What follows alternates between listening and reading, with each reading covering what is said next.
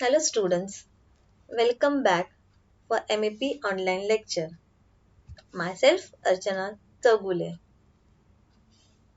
What we learned in the last lecture, we will revise in short. In last lecture, we learned different addressing modes of 8051. There are immediate addressing mode where data present itself in the instruction. Then there is a register addressing mode where we specify the data in the instruction in the form of register. So operand is nothing but the register of 8051. Then we have direct addressing mode where in the instruction we directly specifying the address of the memory where contain the data. Then we have register indirect addressing mode. In this case, we are using the register as a pointer. That register we use as a pointer R0 and R1. This register point to the some memory location, and from that memory location we are transferring the data to the destination. So we are using register here as a indirectly. That is called register indirect addressing mode. Then next we have stack addressing mode. When we perform the operation on the stack, that is push and the pop, is called the stack addressing mode. Next we have external memory addressing mode. When we access the data from external code memory and data memory, then it is called external memory addressing mode. In this case, we use some pointer. That pointer will be point to the external memory address. It may be DPTR, which is 16-bit pointer, point to the 16-bit memory address, and that memory address is the external address. How we identify that? We have the special instruction move X and move C. Move X means we are using the external data memory.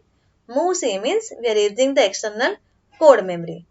Then next we have indexer addressing mode. In indexer addressing mode, we calculate the address by adding the constant value with the memory location. For example, suppose we have 50 plus 1000. That means, or if we have the 50 plus A, what it indicate? We add the content of A with the 50. If A having the 5000 and we adding the 50 means new location we are getting is 5050. From that location we are transferring the data to the destination. This is called indexer addressing mode. And the last one is a implied addressing mode. What it indicate? We having only the operation code. There is no operand. For example, RLC, which indicate rotate left with carry. So this type of instructions when we use is always work on the accumulator. So this is called the implied addressing mode. So these are some different addressing modes which are used in 8051. Now, what are the learning objectives for today's lecture? Today, this is the 11th lecture of MEP. Today we are going to learn different instruction sets of 8051. There are different instructions present in 8051 to give the instructions or command to 8051. Depending upon which operation they are performing, they are divided into different sets or categories. Today we are going to learn three different sets of 8051. The first one, data transfer instructions. Second one, arithmetic instructions. Third one, logical or boolean instruction and rotate instructions. Now when you talk about the data transfer instruction, we can see on the PPT there are some example I written there which are called the data transfer instructions. What it indicate? It only transfer the data from source to destination. For example, move a comma hash data. Suppose I am writing move a comma hash 20. So 20 is a data which transferring to the A. There is no any operation. It only transfer the data from one place to another place. So move is a type of data transfer instruction. If I am moving the data from external code memory, I am using MOVC instruction. If I am using the MOVX instruction means we are using the external data memory which is pointed by the DPTR. So these move instructions move C and move X, it's only transfer the data from source to destination. That means from one place to another place is called data transfer instruction. Then push and pop is also transferring the data from stack to another place or from another place to the stack. Then we have the exchange instruction which will exchange the content. Okay, for here exchange ACC means accumulator with RN or exchange ACC with lower order indirect RAM XCHD, which indicate we exchanging the data with ACC and lower order indirect RAM. So there are different data transfer instructions present in 8051 which are move C, move X, push, pop and exchange. Now next is the arithmetic instructions. We know that there are 4 different arithmetic operations ALU can perform on the data. That is addition, subtraction, multiplication and division. So to perform these operations in 8051 there are different instructions are present. ADD is indicate add. It adding the content of source and destination. For example, suppose I am writing add A comma B. What it indicate? It add the content of A with the B and store the result in A. Similarly, if I am writing add A comma Rn, that means A plus Rn. A plus Rn, whatever content we are getting after addition, content means result store in the register A. In table, we can see that if I am using these instructions and I am writing this instruction in different way, there are different addressing mode. For example, A comma hash data, that means it is immediate addressing mode.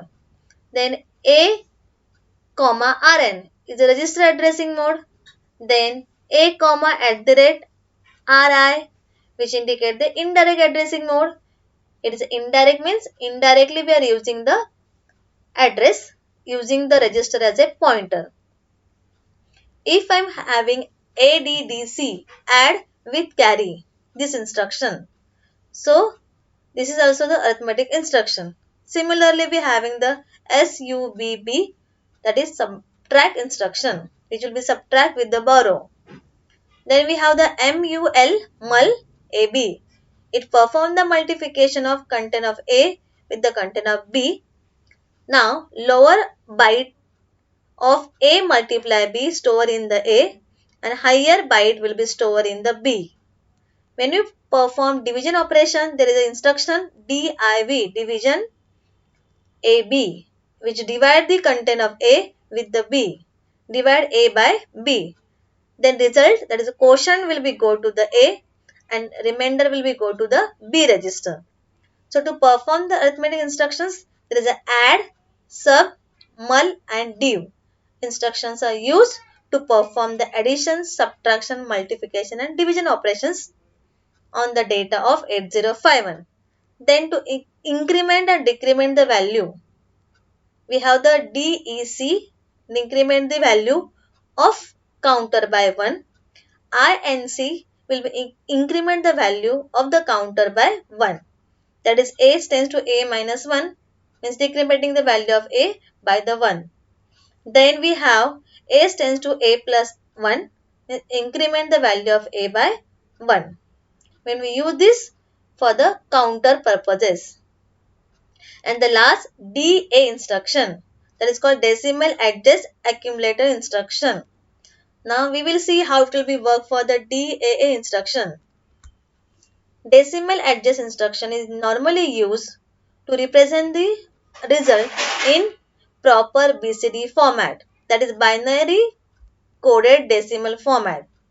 I know that everyone know the meaning of BCD.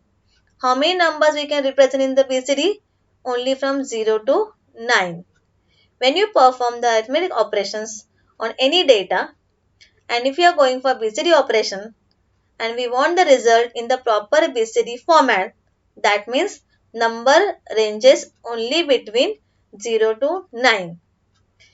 If we use the DA instruction, it will be convert the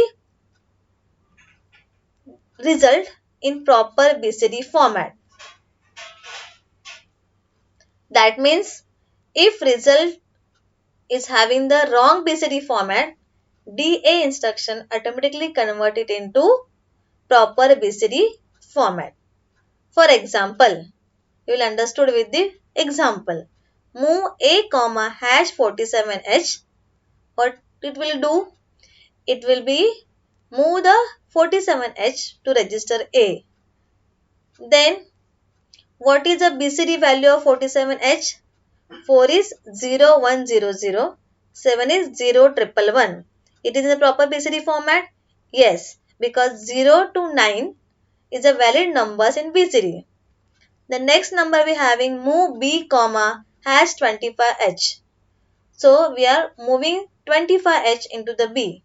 It is the second BCD operand. It is in the proper BCD format? Yes. It is a 2 and 5. With 0010 is a 2, 0101 is a 5 value. Now, if I perform the addition of these two, add A comma B, what I will get? A equal to 7 plus 5 means I am getting 12, that is C in hexadecimal, and 4 plus 2 means 6. So, what is the result now in the A? 6CH. This is not the valid BCD number because C is greater than 9. So what DA instruction will be do? It will be check lower nibble of the result. If it is greater than 9, it adds 6 in it. And if upper nibble is greater than 9, it will be add 60 in it. And it will be get the result in the proper BCD format. In this example, 6C, 6 is in the proper BCD format, but C is not in the proper BCD format result. So what DA instruction will be do? It will be adjust the BCD addition result. How? 6C plus it add 0, 6. So when we add this, we will get the result A equal to 7 to H. How will we get this 7 to H? 6 means 12 plus 6. That means what we are getting? 18. But 18 in hexadecimal is after 15. Again we count from the 15, 16, 17, 18. 0, 1 and 2. That means that 18 now become the 2 and that 1 carry go to the next position. 6 plus 1 we are getting the 7. So result A now having the 72H.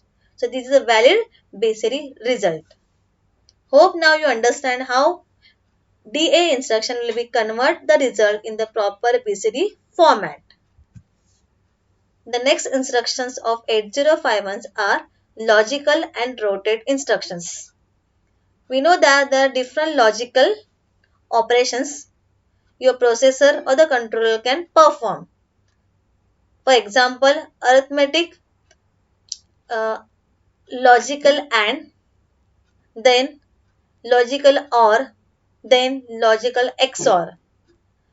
If you talk about the logical AND, there is an instruction in 8051 is ANL. What it will be do? It will be logically AND the content of source and destination and give the result. We know that what is the truth table of the AND? When both the inputs are 1, then only we will get the output, it will be 1. Then logical OR. There is an instruction ORL. What is the truth table of the OR? If any one input is 1, output will be 1. And the next we having XRL, that is logical XOR instruction. What is the truth table of XOR instruction or XOR gate? If both the inputs are different, output will be 1, otherwise 0.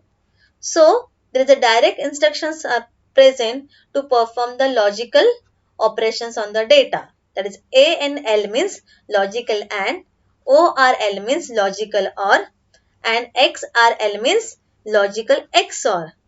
Then if you want to perform complement operation on the data, means if you want to take the complement, we are having the CPL instruction, that is complement. Suppose I am writing CPLA. What will it do? It will complement the content of A. That means if it is 0, it becomes the 1. If the bit is 1, it becomes the 0. So this is complement instruction. And then next we having clear instruction. That means it will be initialize the value of A with 0. Whatever we having in the A, if we return CLR A now having the 0 value, which will be clear the content of register A. Then next we having rotate instruction. There are rotate left RL, then RLC rotate left with carry, then you having RR rotate right, and the next RRC rotate right with carry, and the last we having the swap. What will the swap will be work? Swap will be convert the lower nibble with higher nibble. Means it is swap the lower nibble with the higher nibble. For example, if you have the data 0001111, that means lower nibble is 1111, now become the upper nibble, and the 0000 become the lower nibble. So after the swap, what the A content now? Before the swap, what we are having? 00001111. After the swap, we are having 1111 and then 0000. Now we will see in the detail how the rotate instruction will be worked on the data. The first one RLA, rotate left. It will be work on the register A. A is a 8 bit. So in the diagram we can see that it will be rotate the left, means here most significant bit MSB bit, that is 7 bit, is now become the LSB bit of the accumulator, that is 0th bit, and then each bit will be shift left to one position of its. That means 0th bit will now become the 1, 1 now become the 2, 2 now become the 3, 3 now become the 4, 4 now become the 5, 5 now become the 6, 6 now become the 7, and that 7th bit will be go to the 0th position. So this is called the rotate left. It will be rotating one bit to the left and shifting each bit one position to its left side. Now when we go for the next instruction, RLC, what it indicate? It rotate left with carry. Now carry flag is come into the picture. In the diagram we can see that each bit of accumulator shift one position to the left, and the last bit, that is most significant bit of accumulator, will go to the place of carry flag, and the carry flag bit will be rotate and come to the 0th bit of accumulator. That means it will be effect on register A as well as the carry flag. That's why it is called the rotate left with carry or through carry. The next we are having RRA, that means rotate right. So it is opposite of that rotate left. It will be shift each bit one position to the right, and here LSB bit will become the MSB bit, that is most significant bit. That means here LSB bit will be rotating and now becoming the LSB bit of the accumulator. Then next we having RRC, rotate right with carry. How it will be work? Again the carry flag come into the picture. Okay, each bit shift one position to its right. Then LSB bit, that is 0th position bit of accumulator, go to the carry flag, and the carry flag bit will be rotated and now become the most significant bit of the accumulator. That is the 7th position of accumulator. 0 to 7. It actually the 8th position of the accumulator. So, rotate left and rotate right instructions are present in 8051 with carry and without carry. RL rotate left, RR rotate right, RLC rotate left with carry, RRC rotate right with carry. And then swap, in the diagram we can see lower nibble will be swapped with the higher nibble. Lower 4 bit become the higher 4 bits and higher 4 bits now become the lower 4 bits. This is called the swap instruction, which is also work on the accumulator A. Now, what is the summary of today's lecture? We learned 3 different instruction sets of 8051. First one, data transfer instructions, which include the move instruction, move C, move X, push, pop and exchange, which only transfer the data from one place to another place. Then we learn the different arithmetic instructions of 8051, which include the add, sub, mul, div. Then we having DA instruction, that is decimal adjust for BCD operation instruction, which convert the result in the proper BCD format by adding 6 in the lower nibble and adding 60 in the upper nibble to present the result in the proper BCD format. And then we learn different logical instructions and dotted instructions of 8051. We learn 3 logical instructions, logical AND, logical OR and logical XOR. And then we learn different 4 type of the rotate instructions, rotate left, rotate right, rotate left with carry, rotate right with carry. This is a textbook, M.A. Masidi. You have to use it. That is 3rd edition according to a syllabus. Then I written here some references which I use during the preparation of these PPTs. Thank you everyone. If you have any question, you can ask me. I designed small assignment based upon some instruction. RR, RLC, DA, NL, SWAP, CPL, as a complement, ORL, RL and RRC.